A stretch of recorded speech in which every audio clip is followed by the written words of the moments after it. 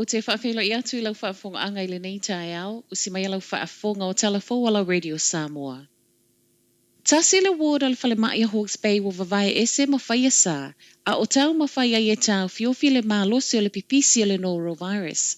Walunga se ngase, ma le toa fito le au whai ngā luenga, ua māua I lea vairusi ma ua whaanofo ese ai le Assessment, Treatment and Rehabilitation Unit lea olo I ai le tolu se fulu walu moenga. O a fiang o le nei vairusi e au fia I le whaasuati, manava tinga, ma le diarrhea po le manava tata.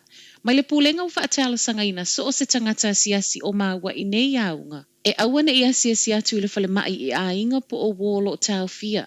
Ma ua sauai fo I ma le lampata inga o le a umi le taimia whaatali wa a le fo mai. E se mai le whale mai Hawke's Bay, ta ua mai le tele o whana witi wa a fiai ma ua whautuaina. So o se tasi au whai matangata mātutua wa māua I nei aunga, e no nofo I le whale mai a unga mga luenga mo le fast full valu I tūla. Ma wala au le fo mai I le telefoni mo se fesoa soani. O le vave maua no fo maua o tangata o mai ngā lulua I New Zealand lea o saule tala e tatau o na totongi le lei. O se whaingo le a tele I nā a fia I tangata Pasifika. O le manatu leo le so upo le Green Party I a Ricardo Menendez March, ma o ni a inga whaavae e tali tonu ia e whaaitu au.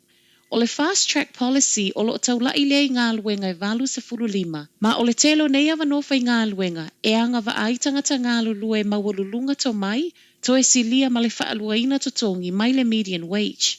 Mai a Ricardo, o le tele o tangata Pasifika e leo o to tongi lea mawalunga, a e tatau ia I latou o nā ngava a ile au wala lawe tasi. Lea e sau whanga ai I awa noa no fo mau o no lo latou sau I le community. Ua whaalia ile le fio Ricardo ile whai unga le malo ua whai loa mai, o na le a whaawhainga tai tangata e mawala lalo tutongi. O se tasile ne o suinga na whai loa mai le malo ile vai aso tālu ai, ma ele ngata o lo tau la ile vave mau o no fo mau mua nisi o tangata ngā lulue mai whafo ile le leo tutongi. Ai o se whainga ia tu iti ai leo mai o tangata mai whafo le anga o na whaawhainga luenga ma le o na tutongi e ngā luenga I New Zealand.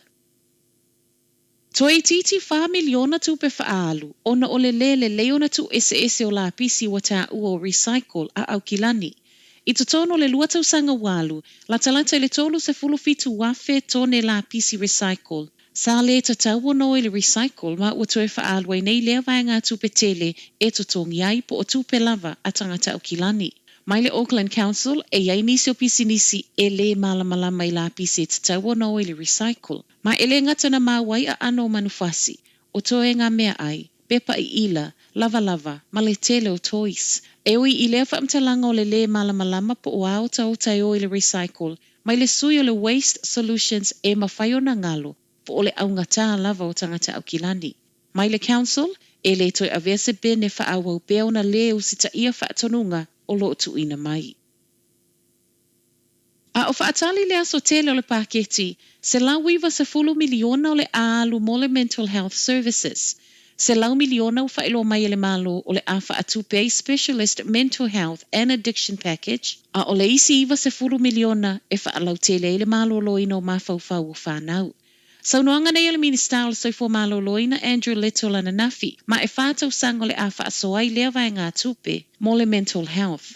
O se tasile nei o I tū na tele na whaitu I nai le malo man au aunanga o le mental health. Mai le pulesida o le Mental Health Foundation I tala TV tasi Sean Robinson, e ui e fōlinga mai o se vai ngā tupe tele, pe ama le awhai to e alu e whaatupe I tausanga walu na uti ai le whaasoa. Matala mulimuli, ua tapena le vaalele Tahiti le ea moana e amata whealua I a se tema. O le vaalele faule nei na whaavai mai le kamupania le Ngati River I le tausanga tāluai. Ma sa maualona lai sene ia te sema, ma fuafua ngai amata whealua I le masina whaato a umatu.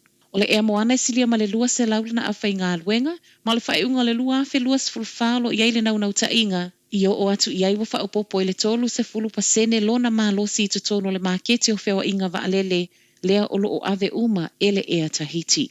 Tala nao le nei tae au, manuia le nei aso. Tano Beach Valley